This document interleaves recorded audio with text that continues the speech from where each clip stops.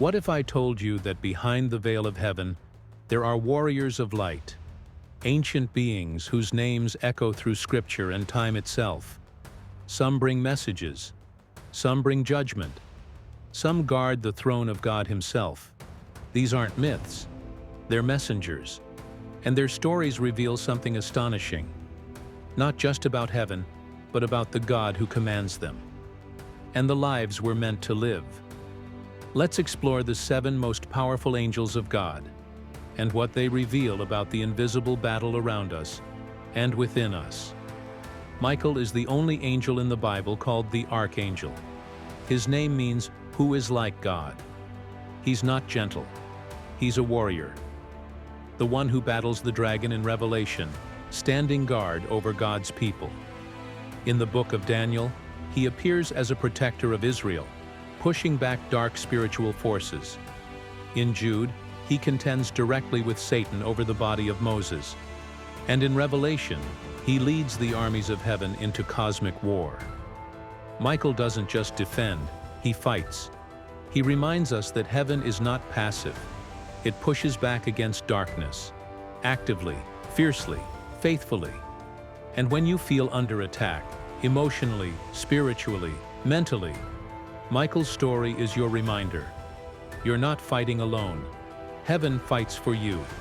God defends what belongs to Him.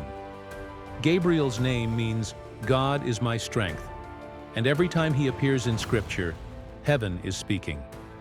To Daniel, he interprets a vision of kingdoms rising and falling. To Zechariah, he announces the miraculous birth of John the Baptist. To Mary, he proclaims the coming of Jesus, the very incarnation of God. Gabriel doesn't bring ordinary words.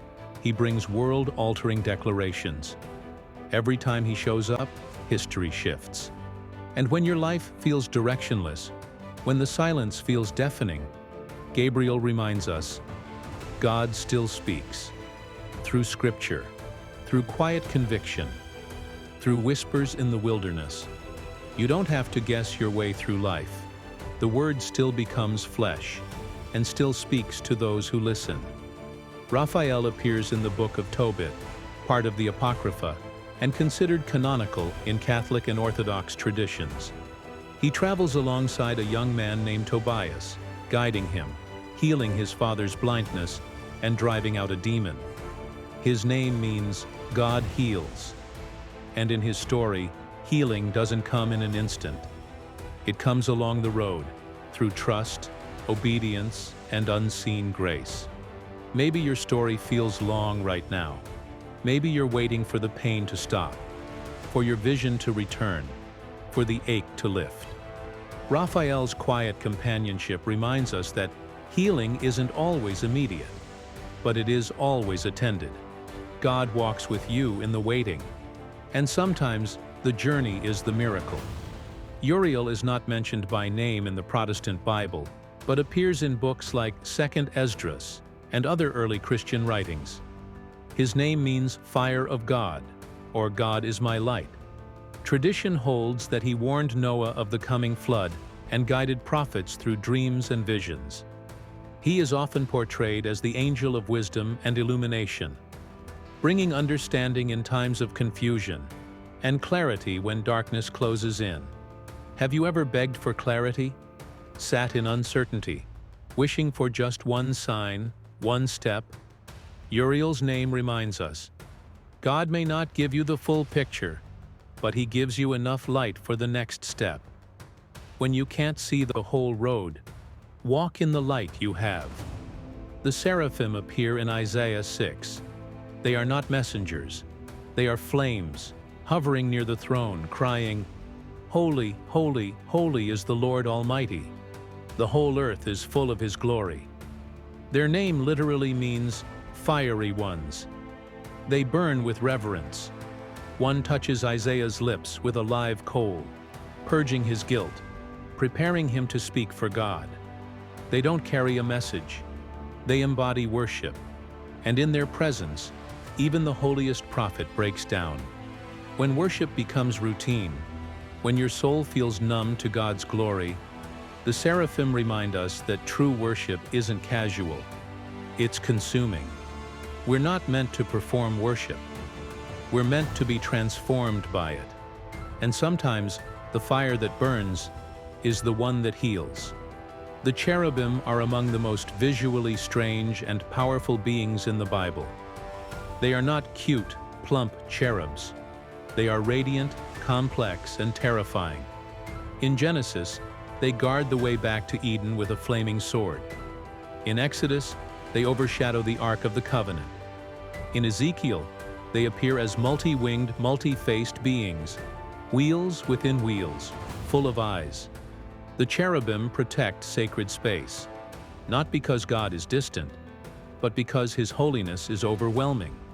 And when life feels chaotic, when you're unsure how to make space for God, the cherubim remind us, your heart can still be holy ground. Boundaries matter. Reverence matters. God doesn't need temples to dwell in. He only needs hearts that make room.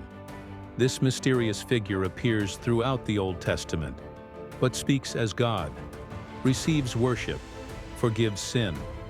To Hagar in the wilderness, to Abraham on the mountain, to Moses in the burning bush, to Gideon in a winepress. Many believe this figure is a theophany, a pre-incarnate appearance of Christ Himself.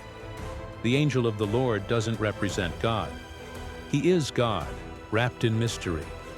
And when you feel abandoned, when you're asking God to show up, this angel reminds us that sometimes God doesn't just send a messenger. He comes Himself, not just to deliver you, but to walk with you through the fire until you come out the other side changed. These 7 beings aren't just part of heavenly folklore. They're divine reflections. Each one reveals a piece of God's heart. Michael shows us that we're not alone in battle. Gabriel reminds us that God still speaks. Raphael assures us that healing comes, even slowly. Uriel lights the way through confusion. The seraphim call us to worship that transforms. The cherubim protect what's holy inside us. And the angel of the Lord? He reminds us that God doesn't stay distant. He draws near. So when life feels chaotic, quiet, confusing, or just plain hard, remember, the heavens are not still. They're active, and God is still sending help, still sending hope, still showing up. And if you want to keep exploring what Scripture reveals beyond the surface, subscribe and come with us. There's more behind the veil than you think.